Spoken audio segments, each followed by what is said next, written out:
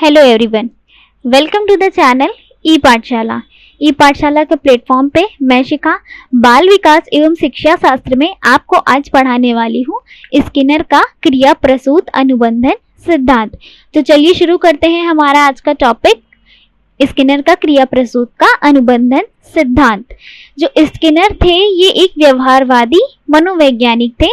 इन्होंने अपना सिद्धांत दिया था और इन्होंने प्रयोग किया था चूहे और कबूतर पर। तो चलिए जानते हैं स्किनर के बारे में कुछ महत्वपूर्ण बिंदु। बीएफ स्किनर का पूरा नाम था बुहरम फ्रेडरिक स्किनर, यानी कि बी मतलब बुहरम, एफ फ्रेडरिक स्किनर। और ये एक अमेरिका के लेखक थे, वैज्ञानिक थे, व्यवहारवादी, आविष्कारक और सामाजिक दार्शनिक थे। यानी कि एक लेखक भी हैं, वैज्ञानिक भी हैं और थे और इन्होंने अपना जो ये सिद्धांत दिया है ये व्यवहारवादी पक्ष में दिया, यानी कि ये व्यवहारवादी मनोवैज्ञानिक थे और ये कट्टर व्यवहारवादी थे। यानी कि व्यवहार को इन्होंने अपनी थ्योरी में बहुत अधिक महत्व दिया है। इनके द्वारा प्रतिपादित सिद्धांत को क्रिया प्रसूत अनुबंधन सिद्धांत कहा गया है ना। हम पढ़ेंगे अभी इस सिद्धांत के बारे में। और इनका जो प्रयोग था वो सफेद चूहे और कबूतर पर था। तो चलिए पढ़ते हैं इनका सिद्धांत। सबसे पहले इन्होंने प्रयोग किया था 1938 में चूहे पर, है ना। चूहे पर इन्होंने प्रयोग किया था। तो इन्होंने क्या किया, एक भूखे चूहे को लिया और एक बॉक्स लिया जिसका नाम स्किनर बॉक्स रखा। तो जो भूखा चूहा था, है ना, उसको इन्होंने स्किनर बॉक्स में छोड़ दिया और जो बॉक्स था वो पूर्णतः ध्वनि रोधी था, यानी कि उसमें किसी भी प्रकार की ध्वनि एंटर नहीं कर सकती थी। और जो बॉक्स था उसमें एक लीवर भी लगा हुआ था जो खुद से मतलब एक मशीन से चलता था, है ना। और लीवर दबने पर जो भी अनुक्रियाएं हो रही थी वो सब रिकॉर्ड होती जाती थी। तो चूहे को जब अंदर बंद किया गया तो चूहा जो है इधर उधर कूदता था, कभी दीवारों को अपने दांतों से काटने की कोशिश करता था, है ना, और फर्श को सूंघता रहता था। तो क्या देखा गया कि जब चूहा जो है वो अंदर गया तो वो इधर उधर कूदता है, उछलता है, तो लीवर पर उसका पैर पड़ता है ना। तो उसको पुनर्बलन के रूप में गोलियां मिलती हैं, यानी भोजन के रूप में जो है, मतलब भोजन उसको पुनर्बलन के रूप में मिलता है। और जब उसको भोजन मिलता है तो बार बार प्रयास करता है जिससे उसे और भोजन मिले, तो वो फिर इधर उधर घूमता है, अनुक्रियाएं करता है ना। तो उसको जैसे जैसे भोजन प्राप्त होता है उसको मतलब ये एहसास होता जाता है कि बॉक्स में कोई ऐसी जगह है जहां पर उसको एग्जैक्टली अगर वहां पे प्रेस किया जाए तो उसको भोजन मिलेगा। तो जब वो बार बार प्रयास करता है तो अंततः क्या होता है कि वो डायरेक्टली लीवर को दबाकर उसको भोजन प्राप्त करना उसने सीख लिया, है ना। तो इसी तरह उन्होंने एक प्रयोग और किया कबूतर पर, है ना। और कबूतर पर इन्होंने 1943 में एक प्रयोग किया, है ना। जब जैसे इन्होंने चूहे पर प्रयोग किया था वैसे ही कबूतर पर किया। तो जैसे इन्होंने चूहे को बंद किया था वैसे ही कबूतर को भी एक बॉक्स में इन्होंने बंद कर दिया, है ना। एक बॉक्स में इन्होंने कबूतर को भी बंद कर दिया और क्या देखा कि एक विशेष स्थान पर चोंच मारने पर क्या होता था, उद्दीपन के रूप में कबूतर को भी भोजन प्राप्त होता था। तो कबूतर भी क्या करता था, पहले तो उसको नहीं पता था भोजन के बारे में कुछ भी, तो वो ऐसे ही इधर उधर चोंच मारता रहता था। लेकिन एक बार क्या हुआ, जिस बटन को दबाने से भोजन प्राप्त होता है वहां पर कबूतर ने चोंच मारी और उसको भोजन प्राप्त हो गया। तो जब उसको भोजन प्राप्त हुआ तो नेक्स्ट टाइम उसने फिर से भोजन प्राप्त करने के लिए फिर से दीवार पर इधर उधर मारना, चोंच मारना शुरू किया। तो फिर उसको भोजन प्राप्त हुआ और एक टाइम ऐसा आया कि उस कबूतर को भी पता चल गया कि एक एग्जैक्टली जगह पर चोंच मारने से उसको भोजन मिलेगा और उसने भोजन प्राप्त करने की यह अनुक्रिया चोंच मारकर सीख ली, है ना। तो इनके सिद्धांत से क्या पता चलता है, देखिए ये एक स्किनर बॉक्स है जिसमें कबूतर को आपने बंद किया था स्किनर ने, और ये स्किनर बॉक्स जिसमें चूहे को बंद किया गया था, है ना। तो इस सिद्धांत से क्या अर्थ है कि एक तो स्किनर ने अपने सिद्धांत में क्रियाओं पर जोर दिया है, यानी कि जो चूहा इधर उधर जो है उछलना कूदना, है ना, दीवारों को काटना, ये सारी क्रियाएं करता था। और कबूतर भी इधर उधर चोंच मारना, है ना, ये सारी क्रियाएं करता था। तो इन्होंने अपने सिद्धांत को इसी आधार पर क्रिया प्रसूत अनुबंधन नाम दिया था, है ना। स्किनर ने इन प्रयोगों के आधार पर बताया कि व्यवहार की पुनरावृत्ति व परिमार्जन उसके परिणामों द्वारा निर्देशित होती है। यानी कि कोई भी प्राणी व्यवहार, जो भी जैसा भी व्यवहार करता है ना, उसको जो भी रिजल्ट प्राप्त होता है, यानी कि अगर अच्छा रिजल्ट प्राप्त होगा तो आप उस काम को जारी रखेंगे, अपनी उस व्यवहार की पुनरावृत्ति करेंगे, उसको रिपीट करेंगे।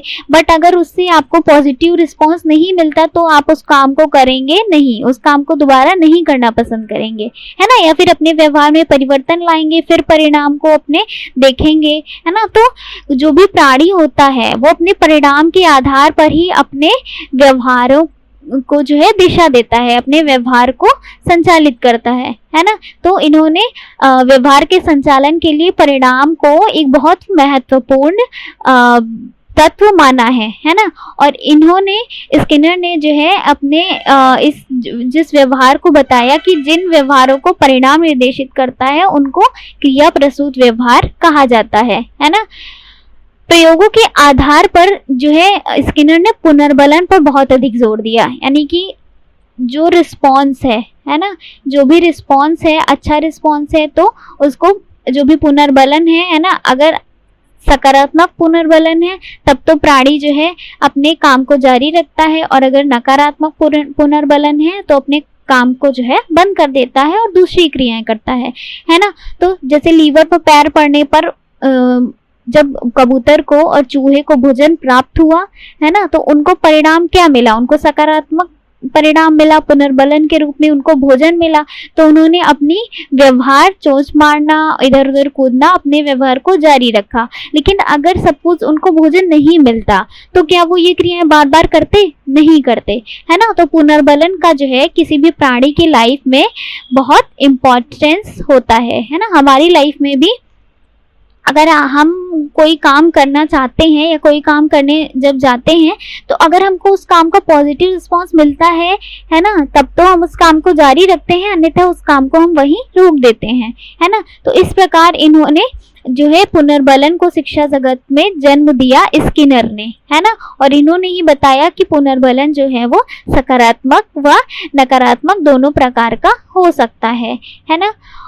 और इस सिद्धांत के द्वारा जो है, इसके सिद्धांत का कक्षा शिक्षण में क्या महत्व है कि इस सिद्धांत के द्वारा क्या है, जब किसी बच्चे को हमें किसी एम तक पहुंचाना हो, है ना, तो उसको इस सिद्धांत के द्वारा हम पहुंचा सकते हैं, है ना। उसकी अच्छी क्रियाओं को जो है उसको हम लोग प्रोत्साहित करें और बेकार क्रियाओं के लिए, गलत काम के लिए उसको ऋणात्मक पुनर्बलन दें, तो जो है वो बच्चा जो है सही दिशा में जाएगा।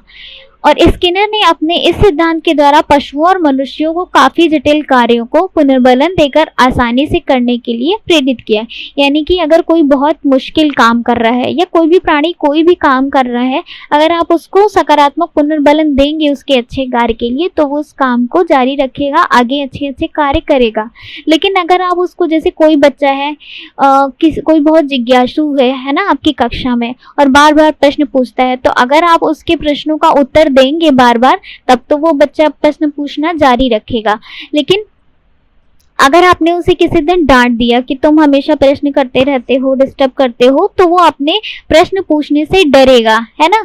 तो यानी कि उसको आपने नकारात्मक पुनर्बलन दे दिया, है ना। तो ऐसा हमें नहीं करना है, उसको अच्छे काम के लिए उसको सकारात्मक पुनर्बलन देना है और गलत कार्य के लिए नकारात्मक, जिससे कि वो प्रोत्साहित भी होता रहे और अपने गलत कार्य के लिए जो है उनको बंद भी कर दे।